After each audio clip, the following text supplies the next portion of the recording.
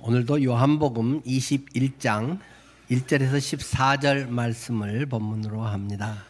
요한복음 마지막 장 21장 1절 말씀부터 14절까지 제가 읽으면서 첫사랑을 회복시키신 예수님이라는 제목으로 두 번째 말씀을 드립니다. 그 후에 예수께서 디베리아 호수에서 또 제자들에게 자기를 나타내셨으니 나타내신 일은 이러하니라. 시몬 베드로와 디두모라 하는 도마와 갈릴리 가나 사람 나다나엘과 세베대의 아들들과 또 다른 제자 둘이 함께 있더니 시몬 베드로가 나는 물고기 잡으러 가노라 하니 이는 우리도 함께 가겠다 하고 나가서 배에 올랐으나 그날 밤에 아무것도 잡지 못하였더니 날이 새어갈 때 예수께서 바닷가에서 서셨으나 제자들이 예수이신 줄 알지 못하는지라. 예수께서 이르시되 얘들아 너희에게 고기가 있느냐? 대답하되 없나이다. 이르시되 그물을 배 오른편에 던지라. 그리하면 잡으리라 하시니 이에 던졌더니 물고기가 많아 그물을 들 수 없더라. 예수께서 사랑하시는 그 제자가 베드로에게 이르되 주님이시라 하니 시몬 베드로가 벗고 있다가 주님이라 하는 말을 듣고 겉옷을 두른 후에 바다로 뛰어내리더라. 다른 제자들은 육지에서 거리가 불과 한 50간쯤 되므로 작은 배를 타고 물고기 든 그물을 끌고 와서 육지에 올라보니 숯불이 있는데 그 위에 생선이 놓였고 떡도 있더라. 예수께서 이르시되 지금 잡은 생선을 좀 가져오라 하시니 시몬 베드로가 올라가서 그들을 육지에 끌어올리니 가득히 찬 큰 물고기가 153마리라. 이같이 많으나 그물이 찢어지지 아니하였더라. 예수께서 이르시되 와서 조반을 먹으라 하시니 제자들이 주님이신 줄 아는 고로 당신이 누구냐 감히 묻는 자가 없더라. 예수께서 가셔서 떡을 가져다가 그들에게 주시고 생선도 그와 같이 하시니라. 이것은 예수께서 죽은 자 가운데서 살아나신 후에 세 번째로 제자들에게 나타나신 것이라. 아멘.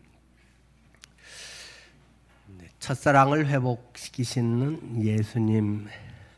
지난 시간에 이 21장 말씀은 20장까지 처음에 썼다가 나중에 좀 오해라든가 설명을 덧붙여야 되겠다 싶어서 나중에 요한이 추가로 해서 언제인지는 얼마나 지나선지는 알 수 없지만 이것을 추가 부록처럼 덧붙인 것이라고 말씀을 드렸습니다. 왜 그랬을까? 두 가지 이유를 설명을 드렸죠. 첫 번째는 시몬 베드로 같은 사람이 3번씩이나 예수님을 그렇게 극구 부인했는데 그런 사람을 어떻게 그냥 받아주는 건 좋지만은 다시 교회의 수장으로 담임 목사로 다시 세울 수 있냐 하는 것에 대해서 많은 신자들이 거부감을 갖는 분들이 있었다라는 것입니다. 다시 이렇게 좀 회복시켜주고 용서하고 이러면 되지. 근데 저런 사람 어떻게 담임 목사를 세워?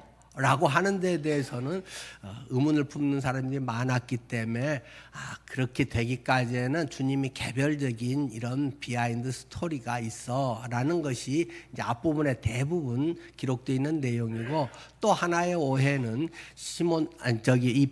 그것을 기록한 요한, 쟤는 어떻게 될까요? 하니까 네가 상관할 건 아니야.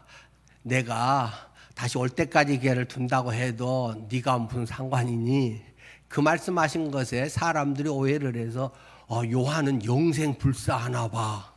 이런 식으로 생각을 하는 것이 그런 말 아니라고 하는 걸 요한이 설명하기 위해서 21장을 굳이 더 추가해서 했을 것이라고 성경학자들이 말한다는 걸 소개를 드렸습니다. 자, 오늘 1절부터 다시 한번 보면 그 후에 예수께서 디베리아 호수에서 제자들을 만났다. 앞에 두 번은 막힌 문 꼭꼭 닫은 집 안에서 예수님이 만났는데 세 번째는 이 디베리아 호수에서 만났다. 지난번 말씀드렸듯이 디베리아 호수 성경에 여러 이름이 나오듯이 대표적으로 그 지역에 있는 그 랜드마크 같은 그런 이름들을 덧붙여서 부른다 말씀을 드렸잖아요. 거기에서 가장 큰 도시 티베리아가 제일 큰 발달된 도시였기 때문에 티베리아 바다라고도 있고, 그것이 갈릴리, 우리식으로 하면 도와 같은 큰 지역으로는 갈릴리 도이기 때문에 갈릴리 호수, 또 이 갈릴리 호수에 바로 그 붙어 있는 그 북서쪽 지역이 굉장히 비옥한 땅이거든요. 아주 농작물이 잘 되는 그곳의 평원 이름을 게네사렛이라고 하기 때문에 이 호수를 게네사렛 호수, 그것을 히브리 말로는 긴네렛 호수, 뭐 이런 식의 이름이 똑같은 갈릴리 바다 호수 뭐 이런 식으로 붙어졌다라는 것을 이제 말씀을 드렸고, 그래서 제자들이 이 갈릴리 호수로 와서 7명이 다시 고기를 잡게 되었다라는 것입니다. 그물로 이제 고기를 잡는 것이죠. 그래서 3절에 시몬 베드로가 나는 물고기 잡으러 가노라 하니까 그들이 우리도 그럼 같이 갈래 하면서 7명이 같이 이 배에 올라서 그물을 내리면서 고기를 잡았다. 그날 밤에, 요한복음은 이러한 문학적인 은유적 표현들이 의도적으로 굉장히 많이 아주 고수급으로 써진 책이다라는 말씀을 드렸습니다. 밤에 그들의 지금 인생이 캄캄하다는 것입니다. 오히려 예수님의 부활을 경험해서 또 그때는 와 했는데도 그 며칠 지났는지는 정확히 알 수 없지만은, 그런데도 또 한편 막 우리가 부흥회를 하고 뭔가 기쁨이 있다가도 어느 순간 어떤 문제 자식 문제가 걸리면 가슴이 턱 막힌 듯하고, 돈 문제, 사업 문제가 걸리면 아이고, 뭐 그렇듯이 각자 나름대로의 어려운 문제도 뭐 있을 수는 있겠죠. 어쨌든 그들은 그러한 어떤 현실적인 것에 또 좀 더 지난 시간에 자세히 말씀을 드렸으니까 한번 더 생각을 해보시고요. 밤에 그들은 이 고기를 잡았다라는 것입니다. 밤에 잡았는데 아무것도 잡지 못했다. 그들의 상태를 지금 시간적으로도 암시를 한다.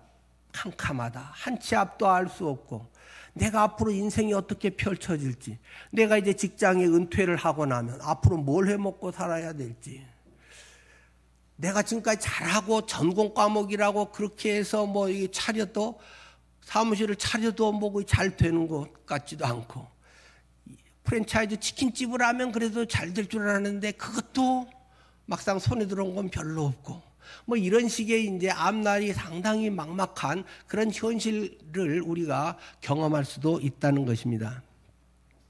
갈 바를 알지 못하고 무엇을 해야 할지, 어떻게 해야 할지, 예수님만 죽으라고 목숨 걸고 3년 반을 따라다녔는데 뭐 가는 게 더 좋다고 말씀을 하지만 당장 주님은 옆에 계시지도 않고 우리 힘으로 뭔가 해야 될 것 같은데 뭘 어떻게 하지? 어떻게 세상을 살아가지?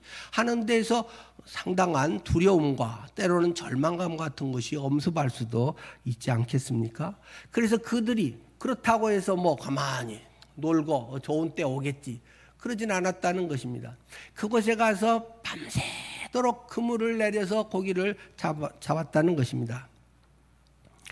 밤새도록 했는데 결과는 아무것도 잡지 못하였더니, 열심히 죽으라고 일을 해도 소득이 없을 때가 있습니다.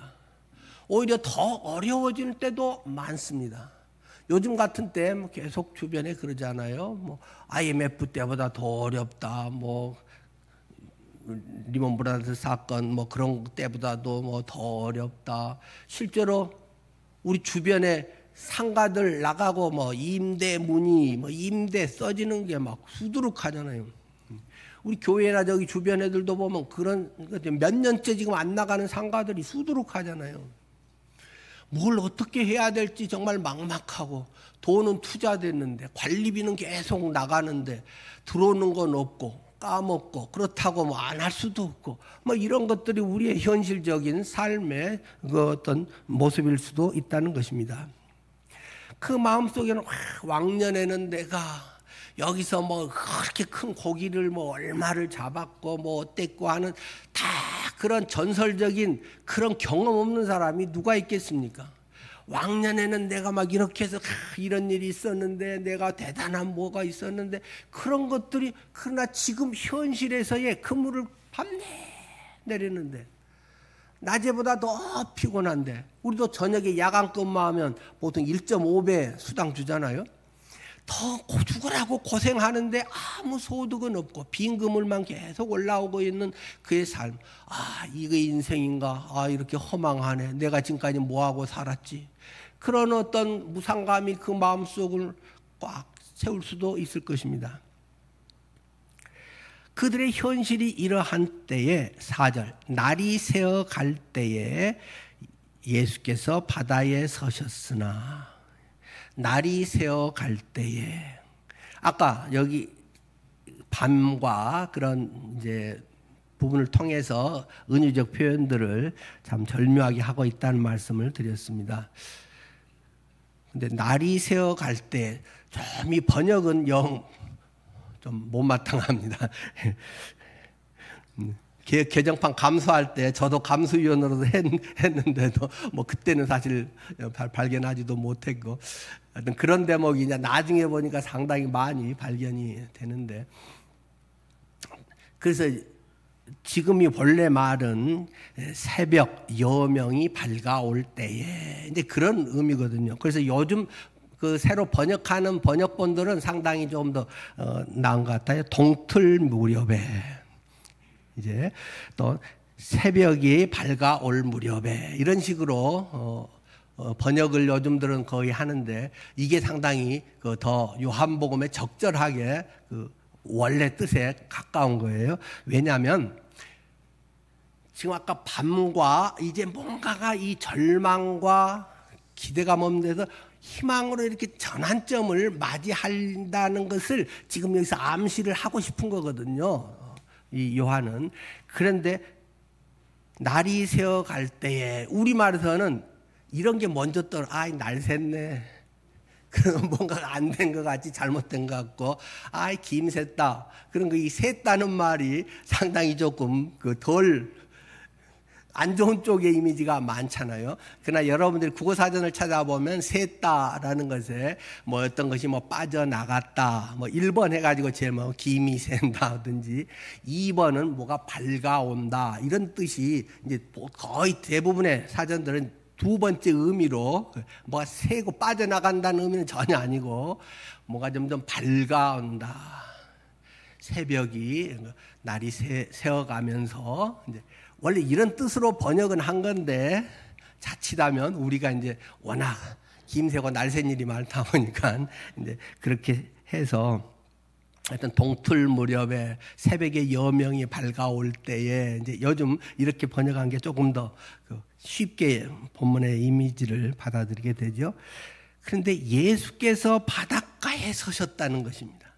지금까지는 눈앞에 보이는 것, 환경 캄캄하고 어둡고 내 힘으로 죽으라고 하고, 과거의 관록, 노하우, 내 전공을 활용해서 여기에 넣고 그물을 이렇게도 던지고 저렇게도 던지고 5만 가지 방법을 다 했는데 아무것도 소득이 없다는 것입니다. 진짜 중요한 것은 건진 게 하나도 없다는 것입니다. 내가 뭐하고 살았지? 이게 인생인가? 자식은 저렇게 커가고 나는 뭐지? 그런 생각이, 자기 허탈감이 인생의 회한을 갖게 할 수도 있다는 것입니다. 그런데 빛이 서서히 드러나, 예수님은 나는 빛이다 라고 말씀하시잖아요. 빛이 희미하게 비춰오기 시작했다. 그것을 지금 요한은 말하고 싶은 거죠. 그런데 그게 어떻게 몸빛이래? 예수께서. 빛은 예수님이야. 그 예수님이 그런데 그곳에서 바닷가에 서 계셨다. 근데 그 바닷가 뒤에 8절에 보면 한 얼마큼 떨어졌다고요? 약 한 50간, 이거 하면 90m, 한 100m, 약 한 100m쯤 지금 바닷가에서 떨어져 있단 말입니다. 100m밖에 저기에 있는데 어떤 사람이 서 있는데 누군지는 정확히 구별하기 어려워요. 왜요? 대낮이 아니고 이제 새벽에 이제 어둠이 막 가시는, 막 빛이 들어오는 때니까 어렴풋이 한단 말입니다. 예수님이 우리의 인생에 가까이 다가오는데 처음부터 짠 하고 알기가 어려울 수도 있습니다. 내 고난 중에 있을 때 뭔가 희망의 빛이 비춰오기 시작하는데, 그것은 예수 그리스도로 말미암아 희망이 일어나게 되는 것입니다. 주님이 서 계시는데, 그런데 아직 제자들의 이 눈으로는 예수님인지를 알아보지 못한다는 것입니다. 예수님이네 그러면 끝났는데, 예수님인가? 이렇게 갸우뚱갸우뚱 하고 있는 것이 됩니다. 뭔가의 믿음의 걸음들이 걸어지긴 하는데, 두려움이 아직 그런 명확치 못한 것들이 아직 그들 앞에 놓여 있는 그런 현실들이죠. 그때 목소리가 들려옵니다. 예수께서 이르시되, 아마 크게 말씀하셨겠죠. 한 100m쯤 떨어져 있으면 거기에서 목소리가 들리려면 크게 예수님 말씀하시고, 얘들아 너희에게 고기가 있느냐 하고 예수님이 크게 물으셨다는 것입니다. 그런데 이 질문은 조금 더 정확하게 이제 본래대로 번역을 한다면, 야 너희 고기 못 잡았지, 고기 잡은 거 없지, 그런 말입니다. 특별히 이제 여기 원어적인 그런 것에서는 이 매라고 하는 헬라어 단어를 사용합니다. 이 매라고 하는 것은 부정을 나타내는 부정사로 특별히 쓰는 것입니다. 그러니까 우리가 애가 학교 끝나고 힘없이 터덜터덜 집에 들어옵니다. 그래서 엄마가 너 배 고프니 안 고프니 뭐 이런 것보다는 너 배 고프지? 그런 식으로 묻는 것이 이제 원래 예수님이 여기서 하는 그 매라고 하는 부정어를 통해서, 너희들 잡은 것 없지? 너희들 지금 빈털털이잖아. 네 인생이 지금 뭔가 실제로 건진 것 없지? 그걸 알고 물어보셨다. 그 말을 지금 하고 있는 것입니다.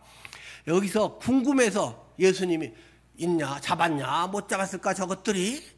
그런 것이 아니라 못 잡은 걸 다 알고 있다는 것입니다.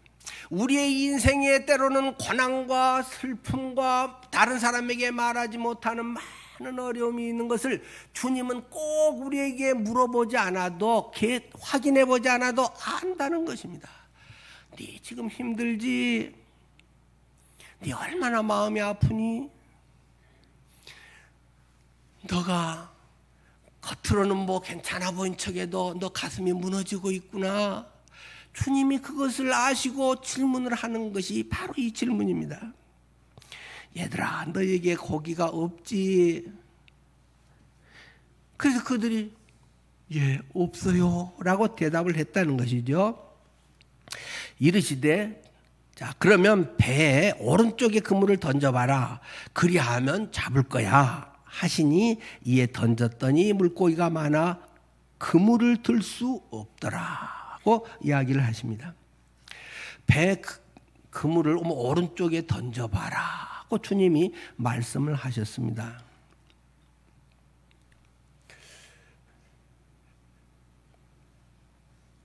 제자들이 밤새 그물질하면서 왼쪽에만 던졌을까요? 뭐 답은 모르겠어요. 성경에 기록하지 않았으니까. 죽어라고 나는 왼쪽 파야 하고 막 왼쪽에만 꽂혔을까요?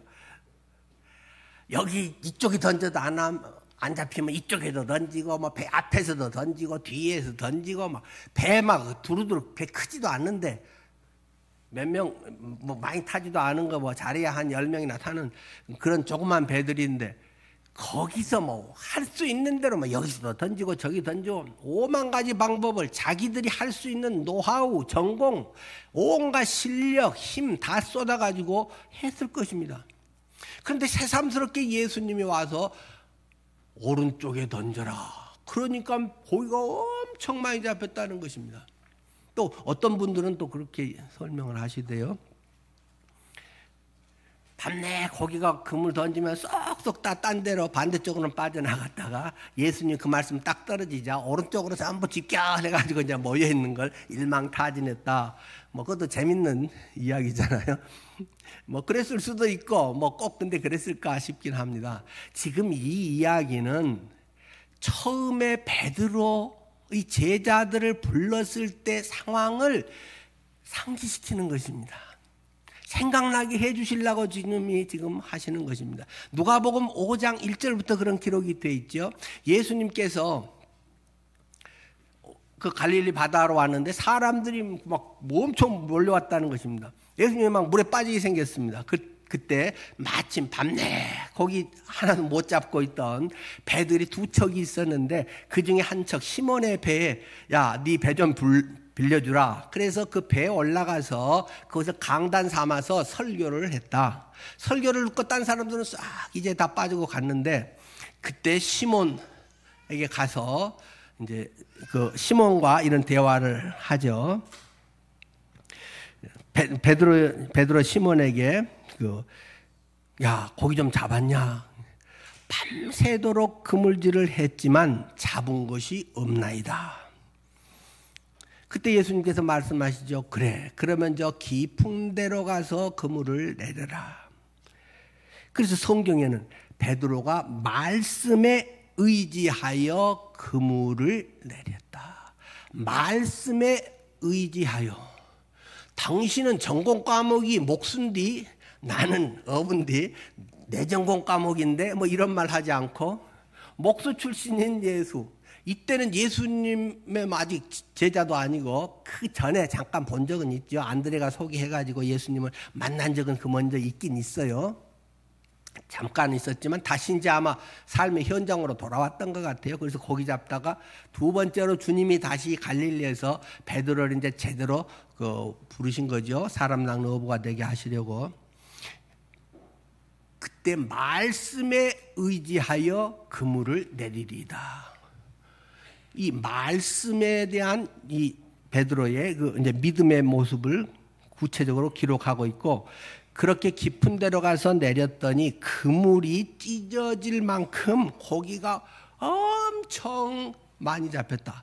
그 도저히 막 찍찍찍찍 막 하고 이제 이렇게 막 터지려고 하는 소리들이 막 나니까 이거 그래서 옆에 배가 이제 세베대 아들들 요한과 야고보가 이제 갖고 다니는 배인데, 야, 이리 와서 좀 도와줘. 그래서 그 두 배가 연합작전을 해서 그 그물을 겨우 끌어올렸는데 막 두 배가 거의 물속에 잠기려고 할 만큼 뭐 그렇게 고기가 많아졌다. 그게 누가복음 5장에 처음 예수님을 초기에 제자로 불렀을 때의 상황이었단 말입니다. 오늘 본문은 마지막 예수님이 이제 부활하시고 승천하시기 직전에서의 그런 상황이라는 것입니다. 제자들은 이것을 볼 때 처음에는 별 생각 없었는데 상황이 처음 자기들을 부를 때와 너무 유사하다는 것입니다. 깊은 데로 가라고 했더니 이번에는 뭐 이제 오른쪽에다가 해라. 지금 뭐 깊은 데가 거기가 맞냐, 뭐 오른쪽이 맞냐, 그런 게 중요한 게 전혀 아니라는 것입니다. 맞아. 저분은 전능자야. 저분은 말씀 하나 하시면 이루지 못할 것이 없는 분이야. 주님을 따라다니면서 했던 것이 파노라마처럼 쫙 뇌리에 흘러갑니다. 풍랑을 잠잠케 하셨던 분이야. 오병이어로 도시락 하나로 5,000명 이상을 먹이신 분이지. 우리를 보내서 기적을 행하게 하셨고 기적의 장본인이 되게 하신 분이지. 그것이 그냥 파노라마처럼 쫙 그들 속에 흘러가는 것입니다. 이 그물질을 통해서. 그래서 이제 그들이 그물을 막 들 수가 없을 정도로 이렇게 됐는데, 그때 이제 뭔가 당장은 막 먹고 사는 거, 눈에 보이는 거, 현실적 문제, 막 그 성공, 막 이것이 대단해 보였었는데, 그러고 딱 나니까 뭔 일이야? 많이 잡힌 게, 저 사람 누구래? 하는 것이 눈이 이제 시선이 달라졌다는 것입니다. 밤낮 세상 것 눈에 보이는 것이 전부 그의 관점, 시선이었는데 눈을 딱 들어보면서 요한이 그래도 제일 예수님과 가깝게 있었던 사람인데 뭐 감이 착 제일 먼저 왔다는 것이죠. 예수께서 사랑하시는 그 제자가 베드로에게 이르되 주님이시라, 예수님이야 라고 요한이 외쳤다는 것입니다. 그러니까 베드로가 벗고 있다가 주님이다 하는 말을 듣고는 겉옷을 두른 채 바다로 즉시 뛰어들었더라고 말하고 있습니다. 앞에 누가복음 5장에서 고기를 그렇게 많이 잡아서 대박이 났느라 주님의 엄청난 복을 받고 그들이 기뻐 그 부자가 되었느라 뭐 이런 말이 아니라 그 사건이 있고 바로 베드로가 나타냈던 반응이 무엇입니까? 주님 앞에 엎드려서 나는 죄인입니다. 나를 떠나가 주세요. 나하고 동업합시다. 뭐 이런 게 아니고 나는 죄인으로소이다. 나를 떠나가십시오. 라는 게 처음 그 사건에서의 베드로의 반응이라는 것입니다. 그런데 지금 이 상황에서 또 베드로가 주님이시다 하니까 그 벗고 있었다라는 말은 겉옷을 벗고 있었다라는 것이죠. 그러니까 겉옷을 이제 다시 입고 뛰어들었다라는 것입니다. 경외하는 마음이 생기는 것입니다. 주님의 은혜와 능력을 경험하는 사람은 주님을 경외하게 됩니다. 주님을 이용해 먹으려고 하지 않습니다. 진짜로 주님의 그런 전능하신 능력, 주님의 사랑과 주님의 그 놀라운 역사를 경험한 사람은 주님 앞에 두려움을 갖게 됩니다.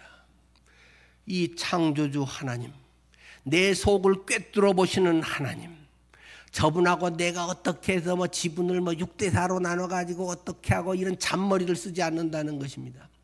내가 이렇게 하면 저분이 복을 많이 주시겠지? 그런 거 계산해서 하지 않는다는 것입니다. 주님이 두려워집니다. 주님을 사랑하고 성경 말씀을 알고 주님께 가까이 갈수록 두려워집니다. 늘 제가 표현하듯이 빛에 가까이 가면 갈수록 그림자가 더 크고 진하게 드러난다는 것입니다. 내 이 속을 다 들여다보시는 그분 앞에 내가 이럽시다 저럽시다 할 게 별로 없어진다는 것입니다. 내가 이런 거 됐는데요, 알아주세요 말아주세요, 그런 거 할 말이 없어져 버리는 것입니다. 베드로가 벗고 있던 겉옷을 주님이라는 말을 듣고 다시 둔채 즉각 바다로 뛰어들어서 헤엄쳤다. 100m 정도밖에 안 되기 때문에 어부에게 뭐 100m 헤엄치는 거는 뭐 그거는 식은 죽 먹기잖아요. 자, 그래서 나머지 제자들은 이제 그 육지까지 한 100m쯤 떨어져 있으므로 작은 배를 타고 물고기 같은 고기를 끌고 와서 육지에 이제 겨우겨우 도착을 했다는 것입니다. 이제 베드로 뭐 그렇고, 그런데 여기 기록에서 육지에 올라보니 주님이 계시니라 이렇게 기록할 것 같은데, 아마 저 같은 사람이 기록하면 그럴 것 같은데 여기 요한은 조금 다르게 기록을 하고 있습니다. 뭘 기록했을까요? 육지에 딱 내려서 제일 처음 눈에 팍 띄는 게 뭐였어요? 숯불이라는 것입니다. 주님이 뭐 덜 중요하고가 아니라 지금 여기서 말하고 싶은 초점이 숯불이라는 것입니다. 왜 숯불이 그렇게 중요하냐? 베드로에게는 적어도 엄청 중요한 것입니다. 요한복음에는 이 숯불이라고 하는 여기에 쓰는 단어가 꼭 두 번만 나옵니다. 두 번 기록되어 있습니다. 한 번은 어딜까요? 요한복음 18장에 안나스의 신문 때 베드로가 거기서 추우니까 거기에서 불을 쬐려고 거기 옹기종기는 데서 사람들에게 어울려서 멀찍이 줄을 따르면서 불을 쬐고 있었다.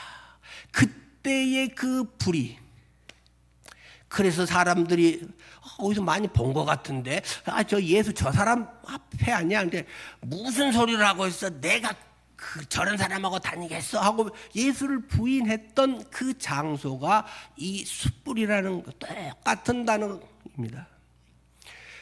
베드로는 숯불 트라우마가 있습니다. 숯불을 보면 예수 팔아먹은 놈, 배신한 놈, 주님을 사랑합니다. 주여 뭐 다 버릴지라도 나는 당신을 버리지 않겠습니다. 뭐 만찬 자리에서까지도 뭐 바로 어제 저녁에까지도 이야기하고 계속 그 소리 했던 제일 큰 목소리로 얘기했던 사람이 베드로인데 숯불이 딱 있으면 이 배반자 그 목소리가 들리는 듯합니다. 그래서 이 숯불 트라우마인데 그렇게 고기가 엄청 잡혀가지고 헤엄쳐서 탁 나와서 딱 보니까 눈에 딱 띄는 것이 숯불이라는 것입니다. 숯불. 여러분들의 삶에 혹시 여러분의 트라우마에 어떤 것이 있을까요? 돈에 트라우마 있는 사람들이 많이 있죠. 다른 것은 굉장히 너그럽고 하는데 부부간에도 돈 얘기만 나오면 아주 예민해지고 친정 시댁에 돈 얘기만 나오면 부부싸움 하는 가정들이 생기기도 하죠. 다른 어떤 때로는 자기 스펙이 약해서 그것 이야기만 나오면 굉장한 열등감을 갖는 사람들이 있죠. 사람은 정도 차이가 있지만 누구에게나 그러한 열등감, 트라우마가 있습니다. 그것이 이제 그리스도로 인해서 주님이 마지막에 사명을 맡겨줄 이 시점에 이것에 대한 문제가 해결되지 않으면 그 사람은 평생 주님의 일을 해도 그 트라우마에 벗어나기가 어렵습니다. 주님은 우리의 실체를 너무 잘 아시기 때문에 그 문제를 해결하기 위해서 이러한 일을 지금 하고 계신다는 사실을 기록하고 있는 것입니다.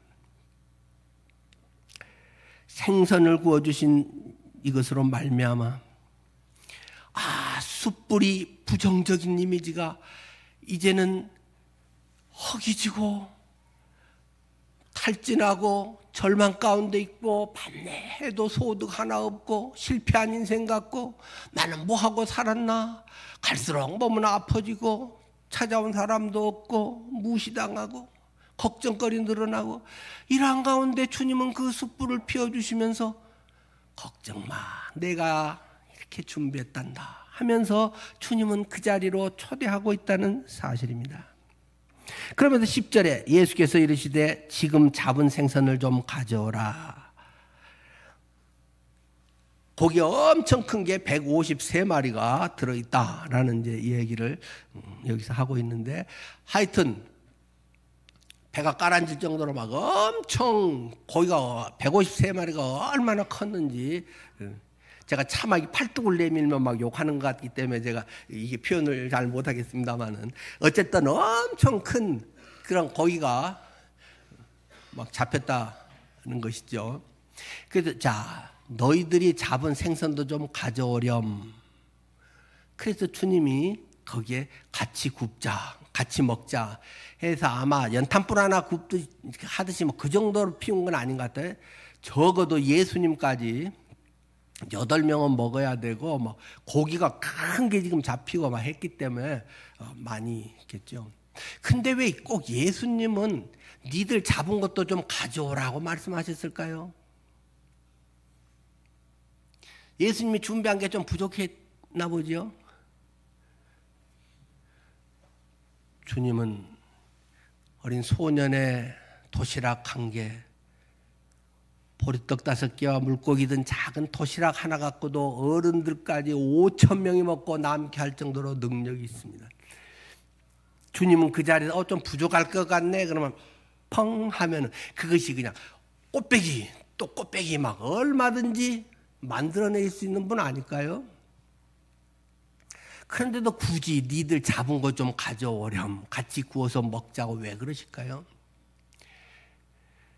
주님은 우리의 뭔가를 그렇게 없으면 안 되는 그런 분은 아닙니다. 그럼에도 주님은 생생한 현실감을 그들이 갖게 하십니다.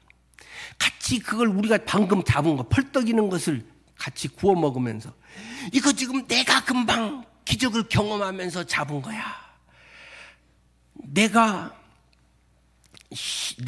실제로 같이 주님의 말씀을 따라서 이렇게 그물질을 해서 순종을 했더니 이런 것이 얻은 거야. 내가 직접 방금 잡은 거야. 그것을 먹는 것과 주님이 다 해준 거 먹으라 그러면 예 알았어요. 이렇게 먹는 것은 느낌이 차이가 있지 않겠어요? 주님은 우리의 힘이 아무런 꼭 필요한 건 아닙니다. 주님은 얼마든지 천지도 만들 수 있지만 우리를 통해서 일하시려고 하는 것은 능력이 없어서가 아닙니다. 우리를 그 잔치의 자리에 초대하는 것입니다. 우리의 보잘것없는 작은 것, 그 고기조차도 주님이 예배해 두시고 잡게 하신 주님의 것인데 청지기로서 그들이 그걸 가지고 함께함으로 주님의 기쁨에 동참하게 하려는 것입니다.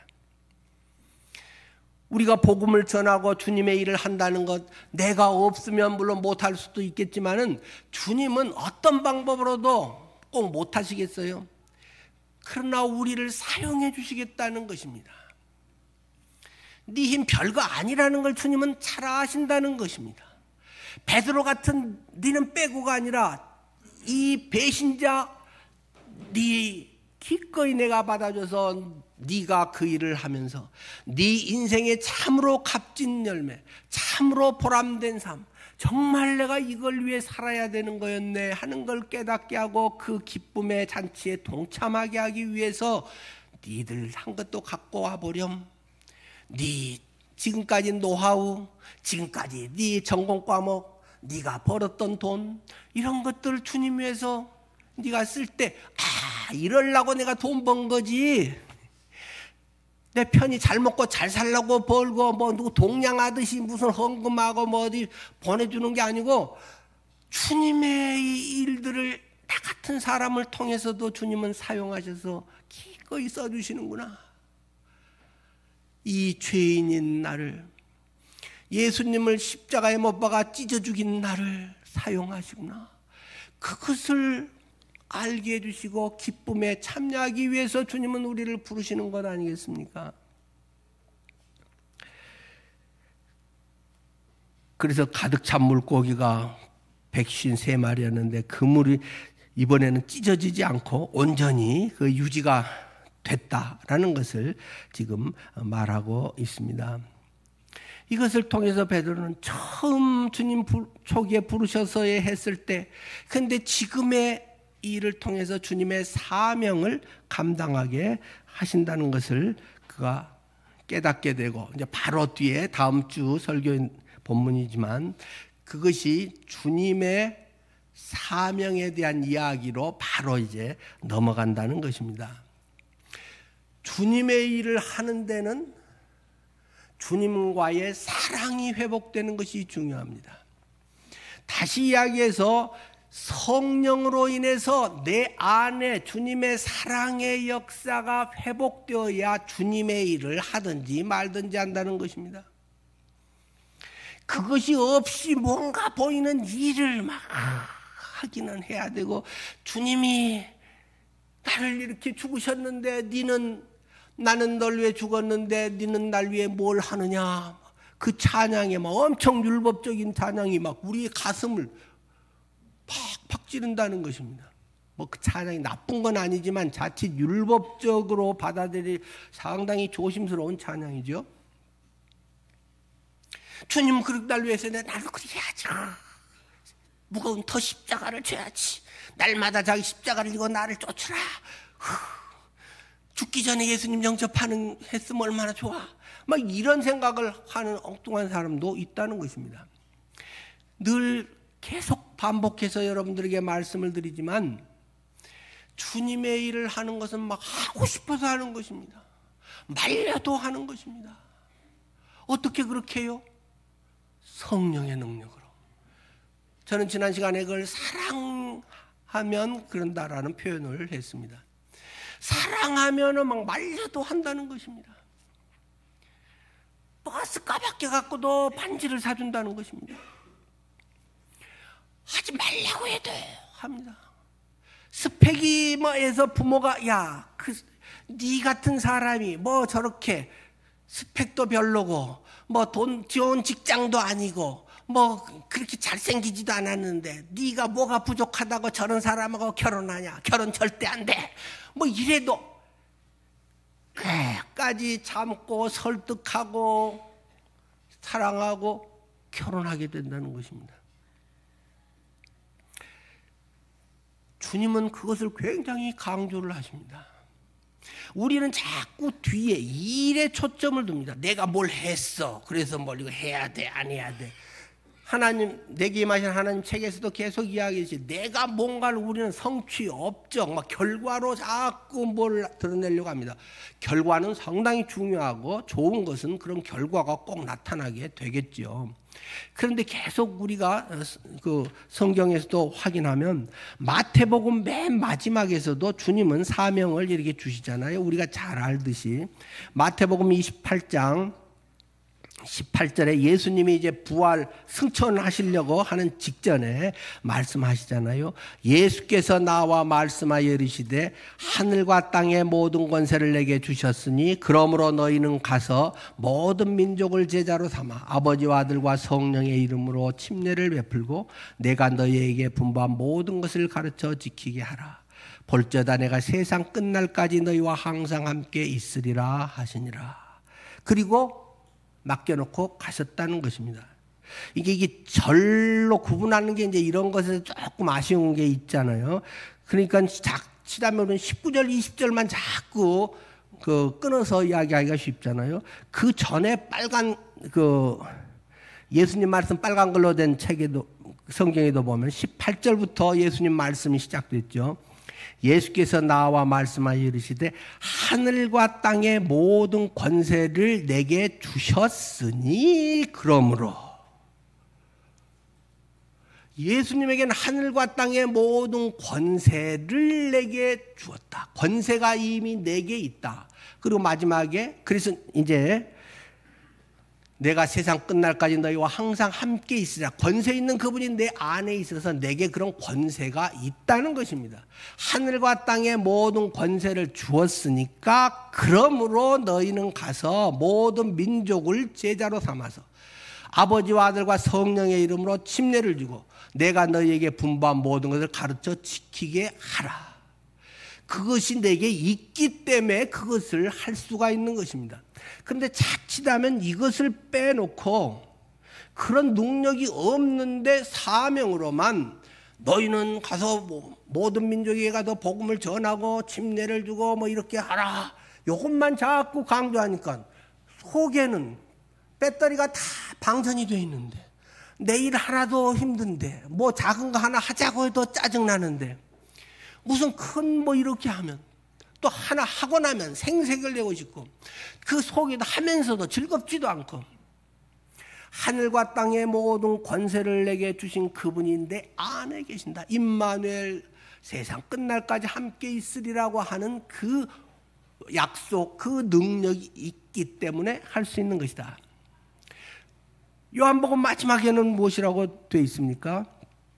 요한복음 마지막 24장 49절에는 볼지어다 내가 아버지께서 약속하신 것을 너희에게 보내리니 너희는 위로부터 능력으로 입혀질 때까지 이 성에 머물라. 아버지께서 약속하신 것이 무엇인가요? 누가가 쓴 다음 책이 무엇입니까? 사도행전. 성령이란 말입니다. 약속하신 성령을 너에게 보내리니 너희는 위로부터 능력으로 입혀질 때까지 이 성에 머물러 있어라. 자꾸 뭐 일을 하네 안 하네가 중요한 게 아니고 성령이 덧입혀졌느냐, 성령 충만하느냐, 성령의 능력으로 하느냐, 네 뭔가로 막 해갖고 뭔가 하는 것 같이 하려고 하느냐, 계속 이걸 묻는 것입니다. 그렇기 때문에 누가가 바로 뒤에 이어서 쓴 사도행전 핵심 구절 오직 성령이 너희에게 임하시면 너희가 권능을 받고 예루살렘과 온 유대와 사마리아와 땅 끝까지 이르러 내 증인이 되리라. 자꾸 앞에 성령이 너에게 임하시면은 별숭하게 생각 안 하고 땅 끝까지 복음 증인이 되리라, 증인이 되라. 이러니까 얼마나 힘들겠어요. 피곤하기도 해요. 능력이 없는데, 내 몸 하나도 하고 내 돈 아까워 죽겠는데, 나는 여기서 편히 쉬면 되는데 왜 자꾸 부담되는 설교를 하는 것입니까? 내게 성령이 있으면 내가 살 길을 찾았다, 내가 할 게 이거였구나 하고 진리를 깨닫는 기쁨이 생기는 것이고, 안 그런 사람은 나는 대충 하고 살래, 주일 예배만 참석하고 뭐 대충 기본 눈도장만 찍을래, 그러고 산다는 것입니다. 사랑은 못 말립니다. 견딜 수 없게 하는 것입니다. 우리 애들 푸른 성도님들에게 참 좋은 점들이 아주 많습니다. 근데 조금만 더 이 문제가 되면은 엄청나게 귀한 역사를 일으킬 것입니다. 성령의 역사가 여러분들에게 충만히 일어나기를 원합니다. 성령의 역사가 없는 것은 별 볼 일 없는 것입니다. 집을 갖다 바쳤던 뭐 하던 그 아나니아와 삽비라처럼 그러고 나서 그냥 즉사하는 사람도 있습니다.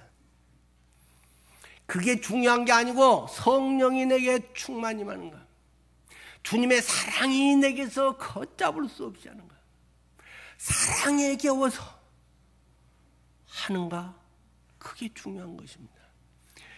내게 임하신 하나님의 책에서 계속 이야기하잖아요. 그렇게 하면 내가 하고 싶어진다. 하고 싶은 마음에 뭔가 이렇게 은혜와 자유가 생긴다는 것입니다.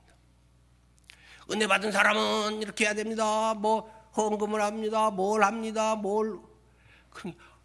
하고 싶어지는 것입니다. 나 좀 말리지 마.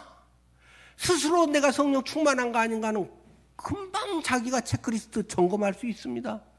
뭐 누구에게 물어보고 말고 할 것도 없고, 성령 충만인가 아닌가 고민할 것도 없습니다. 이거 하지 말라고 해도 할래? 난 하고 싶어. 여기에 내 삶의 의미가 있어. 그것을 이야기하고 있는 것입니다. 그렇게 하면 뭐가 되라가 아니라 되리라, 증인이 되리라, 당신도 이거 해야 돼가 아니라 하게 됩니다. 엄청 부담되는 사람, 일하려고 안 해도 됩니다. 주님, 제가 주님의 사랑을 알게 해주십시오. 성령 충만하게 해주십시오. 성령이 내 가운데 역사하게 해주십시오. 성령이 내게 임하긴 임하는데 가스보일러에 요만한 점화불꽃 하나 정도만 있어가지고 직분만 있고 연륜만 있고 뭐가 어쩌고 저쩌고 했는데 확 타올라가지고 그냥 방이 따뜻해지고 뜨거운 물도 나오고 하는 건데, 신육만 그리스도인 이러기 되기 딱 십상이라는 것입니다. 주님은 이것을 회복시켜 주기를 원하십니다.